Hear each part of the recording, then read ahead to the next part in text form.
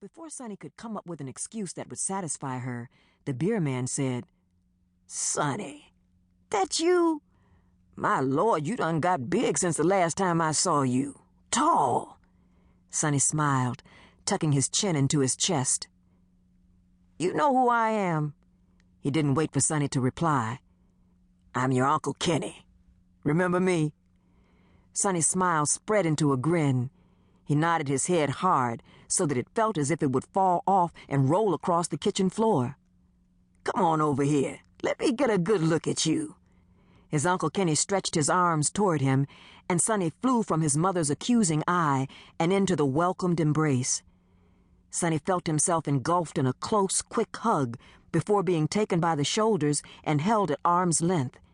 His uncle's eyes searched Sonny's flushed face until he seemed satisfied with what he read there. "You got yourself a fine young man here, Leonard, sissy. Looks like Daddy when he was a boy, don't he?" His uncle turned to the woman by his side. The palm of his hand lay against the back of Sonny's neck, and Sonny was sure his uncle would be able to feel the heat rise up in his body. "Annie, this is Sissy's oldest boy, Sonny." Sonny could feel the woman looking him over. He wanted to look at her too, but didn't.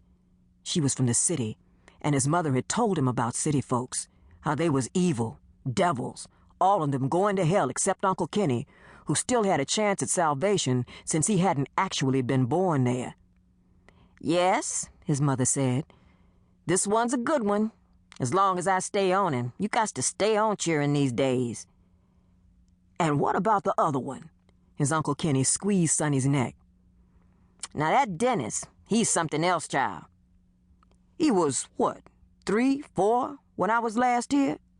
3, just turned 7. Sonny could feel himself disappear once his mother's words were off him. "And when I say he's a mess, I mean he is just a mess. About a week or so ago, I come outside, and the boy had let all the chickens out of the coop.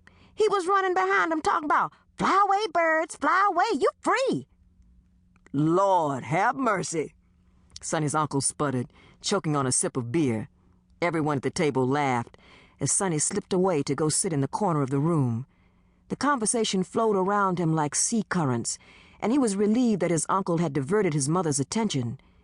He watched the way Annie nodded her head at the story shared, laughing at the part she was supposed to. Every now and again she would say something to his mother in a voice that sounded like dusk. She didn't look like she was evil, with her soft hazel eyes and a laugh that pulled him to the edge of his seat. Sonny watched as a moth fluttered against the screen door, trying to get to the light over the porch.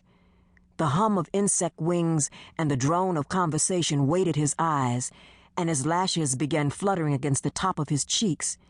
When he heard his name, he nearly jumped from his seat, eyes wide and blind at the sound of his mother's voice. "Come on, little boy. It's time for you to get back to bed." "But I ain't tired." He tried to keep his voice from a whine. Sonny hated it when his mother called him a little boy, as if he were a child like Dennis. "Besides, it's too hot." He crossed his arms over his chest, imagining he had become one with the chair. His mother crossed her arms as well, and Sonny could see that she was going to push the issue, even in front of this Annie woman. "Let the boy go, Ruthie," Sonny's father said. "Leonard, he needs to get his butt in the bed." "How about he come sit out on the porch with me?"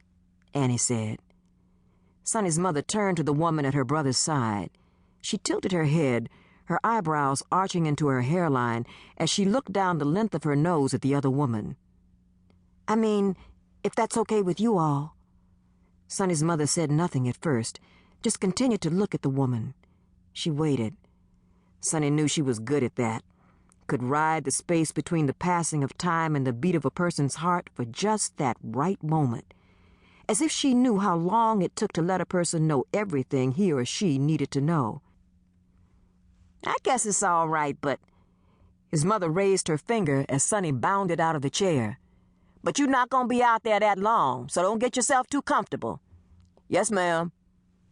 Sonny walked across the kitchen and past his mother, his steps slow and measured. His knees quivered like a colt's from the strain of trying to keep himself from running.